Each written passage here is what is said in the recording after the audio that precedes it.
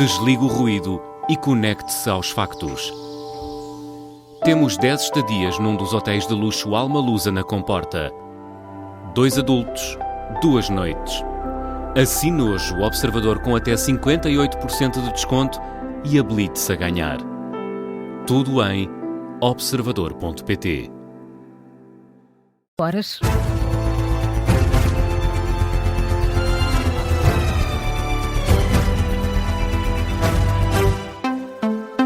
As notícias com Carla Jorge de Carvalho. Entra hoje em funcionamento a Urgência Regional de Ginecologia e Obstetrícia da Península de Setúbal. As escalas já estão no limite e há quem tema que esta urgência não consiga dar resposta à população. Os novos serviços começam a funcionar daqui por 1 hora, às 9 da manhã. Vão contar com 4 médicos do Hospital do Barreiro e mais 6 enfermeiros especialistas em saúde materna e obstétrica. Para já as escalas estão asseguradas, mas não há médicos tarefeiros interessados em fazer parte destas equipas e por isso Nadine Soares, é muito fácil que possam faltar profissionais de saúde. Sim, basta a indisponibilidade de um médico para a urgência regional entrar em déficit. Cada turno da nova urgência regional tem escalados 2 especialistas e 3 médicos internos de ginecologia e obstetrícia, o mínimo exigido pela ordem. Uma fonte hospitalar, ouvida pelo Observador, que não quis ser identificada, teme que com o número atual de recursos humanos o modelo não consiga dar resposta. A nova urgência regional centralizada no Garcia de Horta será uma das maiores do país, com mais de 3.000 partos anuais, mas se faltar um médico, não haverá outro que o possa substituir. E Nadine, nem aqui os médicos tarefeiros podem ser uma solução? Para já não. A fonte do Observador conta que até já foram feitos contactos com médicos tarefeiros, no sentido de perceber se haveria disponibilidade para fazerem parte das escalas da urgência regional, mas sem sucesso. Por isso, a nova urgência regional arranca apenas com elementos dos serviços de ginecologia e obstetrícia do Hospital Garcia de Horta e do Hospital do Barreiro. Nadine Soares, com o que se pode esperar com o arranque desta unidade regional, sendo que há também a preocupação com a sobrelotação do serviço e a falta de experiência da equipa que vai assegurar esta urgência. O Garcia de Horta passa a ser o hospital sede. Setúbal garante o serviço de urgência para a população da área de influência. Hoje é dia de debate quinzenal. Os deputados vão questionar o Primeiro-Ministro e as alterações à lei laboral vão estar no centro da agenda. Uma vez que o debate acontece na véspera da reunião da Concertação Social, decisiva para se conseguir um acordo entre o GT e as entidades patronais no sentido de rever a lei laboral. Luís Montenegro já avisou que as negociações não devem ser prolongadas.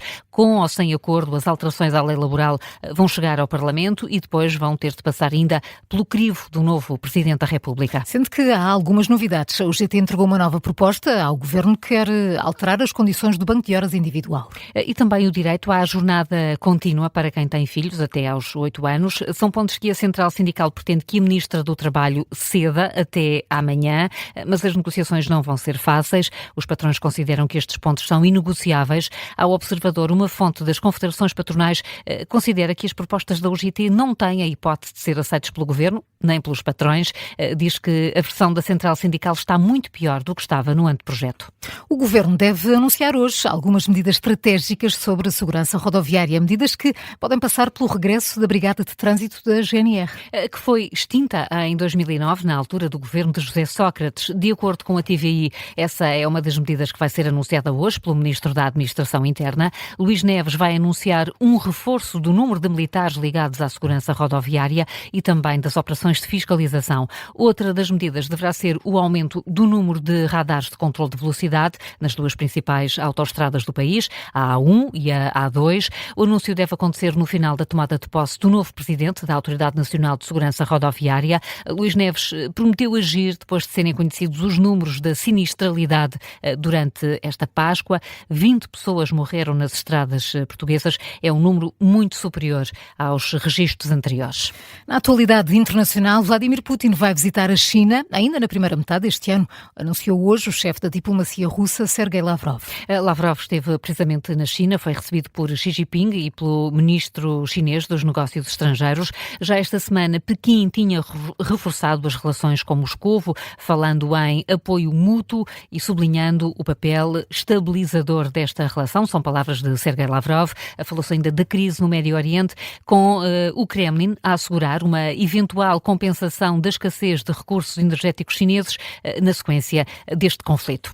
E em pleno bloqueio dos Estados Unidos, no Estreito de Hormuz, o exército norte-americano diz ter paralisado por completo o comércio marítimo do Irão. É uma informação e uma expressão utilizada pelo Comando Central dos Estados Unidos na rede social X, que diz que as Forças Armadas conseguiram bloquear os portos iranianos e, como 90% do comércio do Irão depende da via marítima, considera ter paralisado por completo a atividade económica do país. São agora 8h05, Carla, antes dos momentos de glória, que outras notícias marcam esta manhã? Ainda no Médio Oriente, o Irão utilizou um satélite espião chinês para atacar as bases norte-americanas. É uma notícia avançada pelo Financial Times, com base em documentos militares iranianos confidenciais. Em causa está um satélite de uma empresa chinesa, comprado pela Guarda Revolucionária Iraniana no final de 2024, já depois de ter sido colocado em órbita pela China. Os militares iranianos utilizaram este aparelho para monitorizar os movimentos das bases norte-americanas para depois atacar em locais estratégicos. Morreu Vicente Lucas, um dos símbolos maiores do Belenenses. A notícia foi avançada em comunicado pelo clube, que fala num dos dias mais tristes do Belenenses, que afirma perdeu ontem a maior figura viva do emblema e também uma lenda do futebol português e mundial. E é já hoje que o Sporting vai tentar virar o resultado contra o Arsenal em Londres, na segunda mão dos quartos de final da Liga dos Campeões.